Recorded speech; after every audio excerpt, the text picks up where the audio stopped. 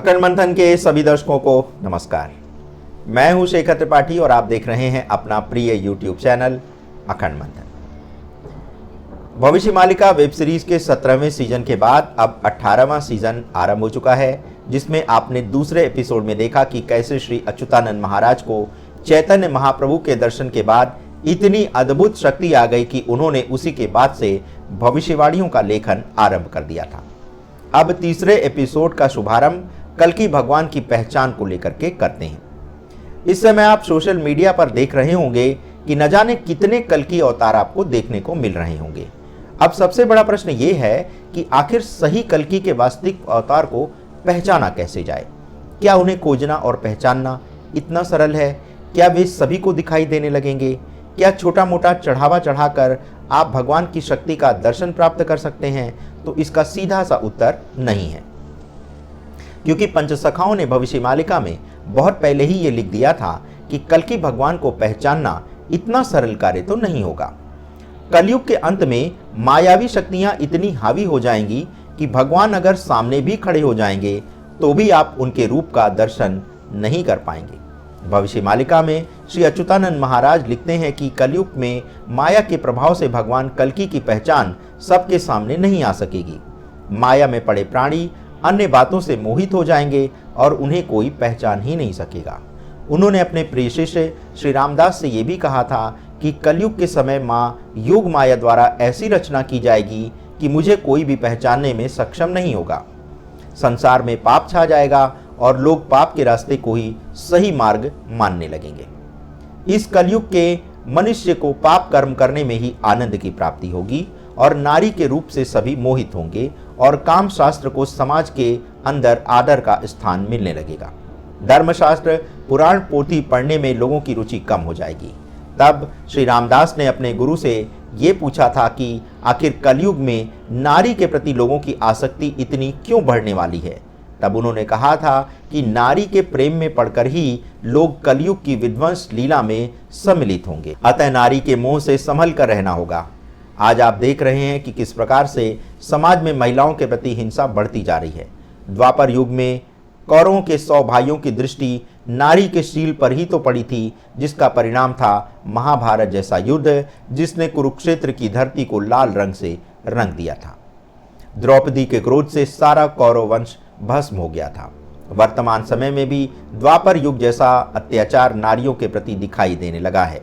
द्वापर युग और कलयुग के संधिकाल में ही कली राक्षस का प्रवेश हुआ था और जितना कष्ट नारी को द्वापर युग में प्राप्त हुआ था, उससे कहीं 4 गुना अधिक कष्ट कलयुग में नारी को प्राप्त होने जा रहा है।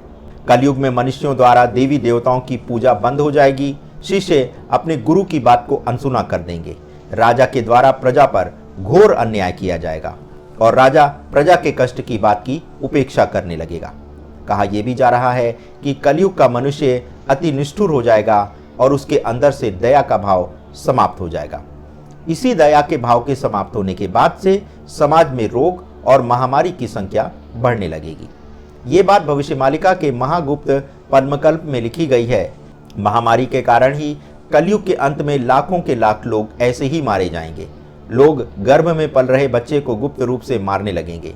साधु और वैष्णव संत जब मदिरा मांस का सेवन एवं स्त्री की संगत करने लगेंगे तो इसी कारण समाज में बड़ी बड़ी महामारियां फैलने लगेंगी। इस दौरान हैजा की बीमारी काफी अधिक लोगों के प्राण हर लेगी। जो लोग उच्च पदों पर बैठे होंगे उनके द्वारा सत्य वचन की निंदा की जाएगी। भविष्य मालिका की ही वैष्णव गीता में लिखा गया है कि असमय ही नदियों में जल बढ़ने लगेगा और कोहरा भी बिना मौसम के छाने लगेगा। असमय वर्षा होगी और असमय फूल खिलेंगे। असमय भोजन और शयन किया जाएगा।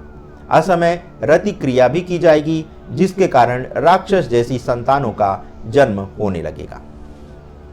लोग अपनी मातृभूमि को त्याग कर विदेशों में जाकर नौकरी करने लगेंगे। असमय किसानों द्वारा खेती की जाने लगेगी। विभिन्न प्रकार की जाति के लोगों के अंदर भिक्षा मांगकर भोजन ग्रहण करने की प्रवृत्ति बढ़ने लगेगी। जब लोगों का पेट नहीं भरेगा तो लोग चोरी डाका मारने लगेंगे। ज्योतिष की विद्या के द्वारा लोगों को ठगा जाएगा और इसी कारण ज्योतिष विद्या से सत्य का तत्व लुप्त हो जाएगा। चंद्रमा की किरणें आसमान में छिप जाएंगी और पुरुष नारियों का वेश धारण करके रहने लगेंगे। कलि गीता में लिखा गया है कि लोग नाखून बढ़ाकर रहने लगेंगे और स्वयं को ज्ञानी बताने लगेंगे। जो लोग ढोंगी और पाखंडी हैं उन्हें ही गुरु और भक्त माना जाएगा, और जो लोग वास्तव में ज्ञानी हैं उन्हें कोई पहचान ही नहीं पाएगा। कलयुग में सबसे अधिक कष्ट गाय माता को होगा। कलिकल्प गीता में महापुरुष श्री अच्युतानंद महाराज लिखते हैं कि कलयुग में लोगों की आयु बहुत कम हो जाएगी और कुछ लोग तो 70 वर्ष जिएंगे, लेकिन कुछ की मृत्यु तो 30 वर्ष की अल्पायु में ही होने लगेगी। 2030 तक लोग धर्म के पथ पर चलना बंद कर देंगे। कलयुग में पाप के कारण 4,32,000 की कलयुग की आयु घट करके मात्र 5,000 वर्ष ही रह जाएगी। संसार से धर्म का बल समाप्त होगा और पानी मोल बिकने लगेगा। कलयुग में सड़क पर चलने के लिए भी आपको टैक्स देना पड़ेगा। राजा के द्वारा तप, दया, दान की भावना भी त्याग दी जाएगी। कलयुग के घोर समय में बच्चे अपने वृद्ध माता पिता को भोजन नहीं देंगे। इसी के साथ ये भी लिखा गया है कि खेतों में खड़ी खड़ी फसल देखते ही देखते स्वाहा हो जाएगी और उसके बाद खेत बंजर हो जाएंगे। वे कहते हैं कि घोर कलिकाल में स्त्री स्त्री से प्रेम करेगी और पुरुष पुरुष से प्रेम करने लगेंगे।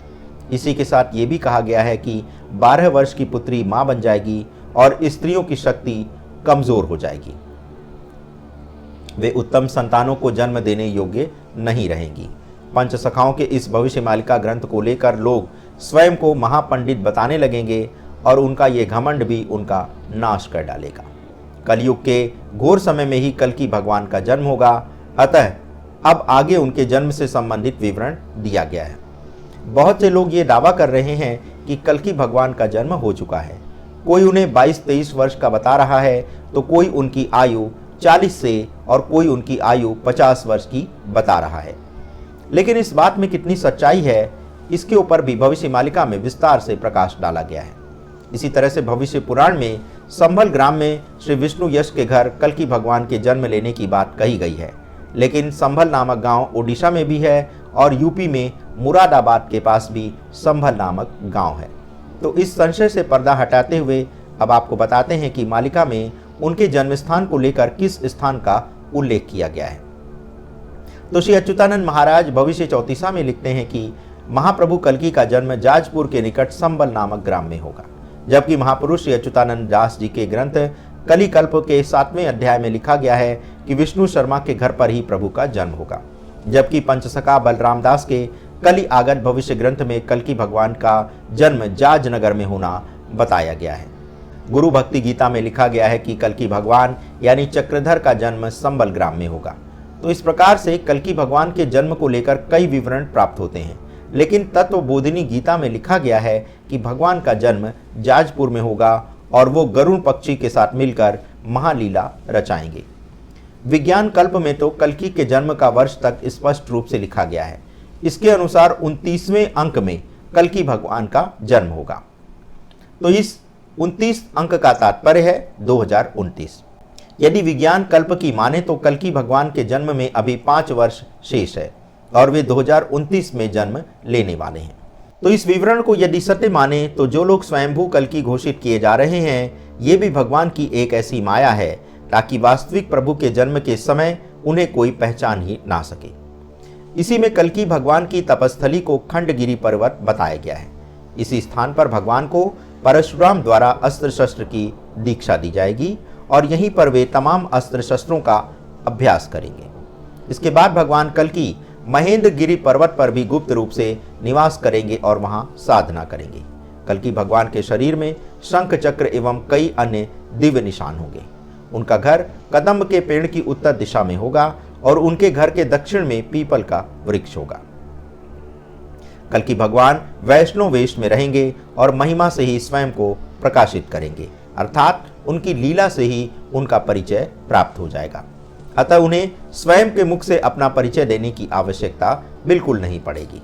लेकिन महागुप्त पद्मकल्प में एक बार फिर से लिखा गया है कि लोग माया के आवरण में लिपटे भगवान को पहचान ही नहीं पाएंगे।